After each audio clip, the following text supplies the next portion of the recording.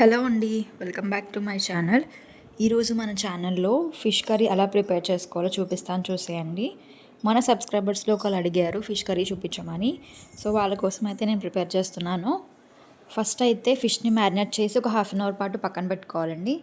తర్వాత ఒక medium size onion cut చేసి పెట్టుకోవాలి. అలానే వెల్లుల్లిపాయ, ధనియాలు, జీలకర్ర ఒక్కొక్క స్పూన్ తీసుకొని పక్కన పెట్టుకోవాలి. ఇవి మనం మిక్సీ పెట్టుకోవాలన్నమాట. ఫస్ట్ ఇవి బాగా నలగాలి. తర్వాత ఇవి నలిగిన తర్వాత మనము ఆనియన్స్ అయితే యాడ్ చేసుకొని మొత్తం మళ్ళీ పేస్ట్ చేసుకుందాము.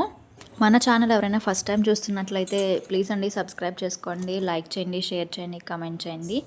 మీ ఇంట్లో వాళ్ళ ఇంటి కర్రీయో నాకు కామెంట్ చేసి చెప్పండి. నెక్స్ట్ అయితే ఒక గిన్నె తీసుకోవాలి, అందులో ఆయిల్ అయితే యాడ్ చేసుకుందామండి. ఫస్ట్ మీలో ఎంతమందికి ఫిష్ కర్రీ ఇష్టమో నాకు కామెంట్ చేసి అయితే చెప్పండి.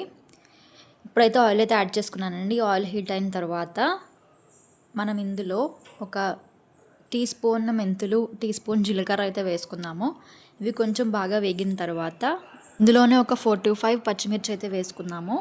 అలానే కరివేపాకు కూడా వేసుకుందామండి. ఇందులో ఈ రెండు కొంచెం వేగాలన్నమాట. వేగిన తర్వాత ఇందాక మనం పేస్ట్ చేసి పెట్టుకున్నాం కదండి, ఆనియన్ పేస్ట్, అదైతే ఇందులో వేసేద్దాము. ఇది కొంచెం బాగా వేగాలన్నమాట. ఎంత వేగాలంటే లైట్ బ్రౌన్ కలర్ వచ్చేంత వరకు వేగాలి. పచ్చిగా ఉంటే మళ్ళీ కర్రీ బాగోదు. సో ఈ లోపు అయితే మనము ఒక మీడియం సైజ్ లెమన్ ఎంత సైజు ఉంటుందో ఆ సైజ్ అంతా చింతపండు అయితే తీసి పక్కన పెట్టుకుందాం, నానబెట్టుకొని. అండ్ అలానే ఇప్పుడైతే చూద్దాము ఎంతవరకు వచ్చిందో. బాగానే వేగిపోయింది. ఇంకా కొంచెం డార్క్ కలర్ వచ్చేంత వరకు అయితే ఫ్రై చేద్దామండి. కొంచెం డార్క్గా అయితే వేగింది కదా. ఇప్పుడు ఇందులోనే ఒక స్పూన్ అయితే కారం యాడ్ చేస్తున్నాను. ఎందుకంటే ఇందాక మ్యారినేట్ చేసినప్పుడే ఆల్రెడీ నేను కారం వేసాను కాబట్టి ఇక్కడైతే 1 స్పూన్ అయితే యాడ్ చేసుకుంటున్నాను. ఇది కొంచెం బాగా మిక్స్ చేయాలి. అలానే ఇప్పుడే సాల్ట్ కూడా అయితే యాడ్ చేసుకోవచ్చు. మీకు ఏమైనా రెసిపీస్ కావాలితే కూడా నాకు కామెంట్ చేసి చెప్పండి, నేనైతే వీడియోస్ తీసి అప్లోడ్ అయితే చేస్తాను.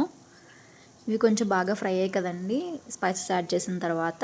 ఇప్పుడైతే ఇందులోనే ఇందాక మనం చింతపండు తీసుకున్నాం కదా, అది కొంచెం స్మాష్ చేసుకొని ఆ చింతపండు పులుసు అయితే ఇందులో వేసేసుకోవాలి. బాగా మిక్స్ చేసుకోవాలండి. పులుసు అంతా కొంచెం మరగాలన్నమాట. ఒక్కసారి మరగొచ్చిన తర్వాత ఇందులో మనము చేపలు అయితే వేసేసుకుందాము. ఆల్మోస్ట్ పులుసు అంతా మరగడం స్టార్ట్ అయింది కదండి. ఇప్పుడైతే మనం ఇందాక మ్యారినేట్ చేసుకున్న చేప ముక్కలు అయితే ఇందులో వేసేసుకుందాము.